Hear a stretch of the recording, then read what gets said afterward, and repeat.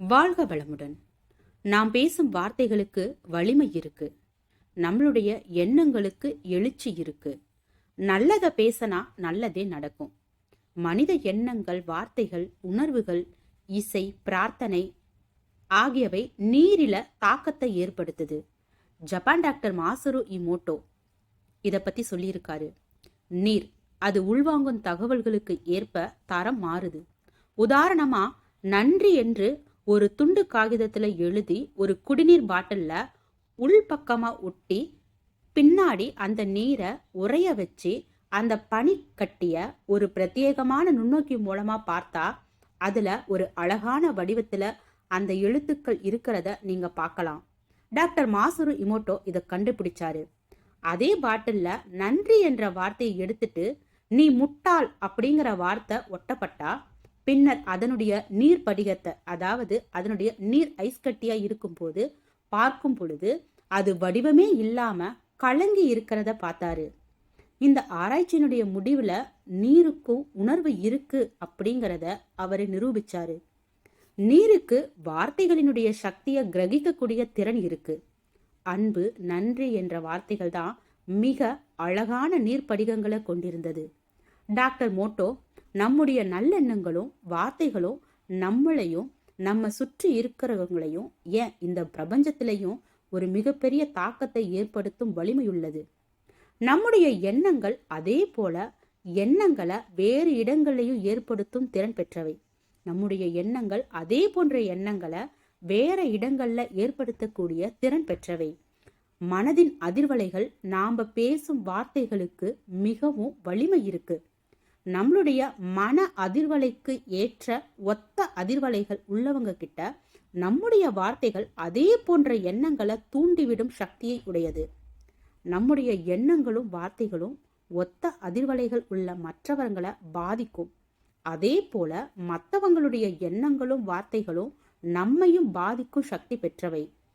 மற்றவங்களுடைய எதிர்மறை எண்ணங்களும் வார்த்தைகளும் நம்மளை பாதிக்காம காக்க உடற்பயிற்சி, மூச்சு பயிற்சி, தியானம், பிரார்த்தனை, சேவை, அன்பு, கருணை, நன்றி, நம்பிக்கை போன்ற நற்பண்புகள் மூலமா நம்மளுடைய அதிர்வலைகளை உயர்ந்த நிலைக்கு கொண்டு செல்ல முடியும். இப்படி செய்தா மற்றவங்களுடைய எதிர்மறை எண்ணங்கள், வார்த்தைகள் நம்ம பாதிக்காது. எதிர்மறை எண்ணங்கள், வார்த்தைகள் பொதுவா குறைந்த அதிர்வலைகள் உள்ளவர்களிடம்தான் இருக்கும். ஆகவே நம்மளுடைய அதிர்வலைகளை உயர்த்தி கொள்ளும் பொழுது மற்றவங்களுடைய எதிர்மறை எண்ண வார்த்தைகள் நம்மளை பாதிக்காது. டாக்டர் மோட்டோ நம்முடைய பெரும்பான்மையான நோய்களுக்கு காரணம் நம்மளுடைய எதிர்மறை உணர்வுகள் தான் அப்படின்னு திட்டவட்டமா சொல்றாரு. ஏதோ காரணத்துக்காக உணர்ச்சி வசப்படும் போது நம்மள நுண்ணிய அணு அளவுல, ஏன் அணுவை விட சிறிய ஒரு பாதிப்பை நமக்கு உண்டாக்கும். உணர்ச்சி வசப்படுதல் நீடித்தா உடல் உறுப்புகள் பாதிக்கிறது. முதல்ல நம்மளுடைய எதிர்மறை எண்ணங்களும் உணர்வுகளும் தான் நம்முடைய நோய்கள் அப்படிங்கிறத நாம உணர வேண்டும். 60 மில்லியன் செல்கள் அலோபதி மருத்துவத்துல திசுக்கள் நிலையில தான் சிகிச்சை அளிக்கப்படுறத நாம நம்மளுடைய எண்ணங்களையும் உணர்வுகளையும் நேர்மறையா கையாள தெரிஞ்சுக்கிட்டு அதை பழக்கத்துல கொண்டு வந்தா எந்த விதமான நோயையுமே குணப்படுத்திடலாம். நம்மளுடைய ஸ்தூலா உடல்ல 60 மில்லியன் செல்கள் இருக்கு. அது எப்பொழுதும் துடிப்பான நல்ல அதிர்வலைகளோட செயல்பட்டு இருக்கு. நம்மளுடைய ஒட்டுமொத்த வாழ்க்கையும் அதிர்வுகள் தான். வார்த்தைகளுக்கு மிகவும் சக்தியான அதிர்வலைகள் இருக்கு. நேர்மறையா இருந்தா அதன் விளைவுகளும் பலன்களும் மிகவும் அதிகமாகவே இருக்கு. பிரார்த்தனை மிகவும் அதிகமான பாசிட்டிவ் சக்தியை ஏற்படுத்துது அப்படின்னு சொல்றாரு. ஆகவே புனித நூல்கள், பாடல்களை ராமாயணம் செய்வதும் பாராயணம் செய்வதும் வழக்கமா பிரார்த்தனை செய்யறதும் நமக்குள்ளேயும் நம்மளை சுற்றியும் நல்ல அதிர்வலைகளை ஏற்படுத்த தீய சக்தியில இருந்து நம்மளை காப்பாத்திக்க உதவும். பிரார்த்தனையினுடைய பலனை எடுத்துக்காட்டா டாக்டர் மோட்டோ ஒரு ஏற்பாடு செய்தாரு. அதாவது ஜப்பான்ல பியூஜிவாரா என்ற அணை பாசி குப்பையால மாசுபட்டிருந்தது. புத்த மதத்தை சேர்ந்த துறவிகள் பலர் ஒரு குழுவா அந்த அணையின் அருகில இருந்து பல நிமிடங்கள் பிரார்த்தனை செஞ்சாங்க. பிரார்த்தனைக்கு முன் பின் அணையினுடைய நீர் பரிசோதிக்கப்பட்டது. பிரார்த்தனைக்கு பின்னாடி நீர் சுத்தமாகி இருப்பது ஆராய்ச்சியில தெரிய வந்தது.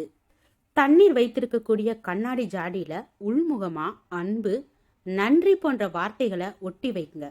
அதுல இருந்து 5 டம்ளர் நீராவது குடிக்கணும். சமைக்கும் போது அன்பு கலந்த முழு மனதோட சமைச்சா அந்த உணவுல நேர்மறை சக்தி அதிகமா இருக்கும்.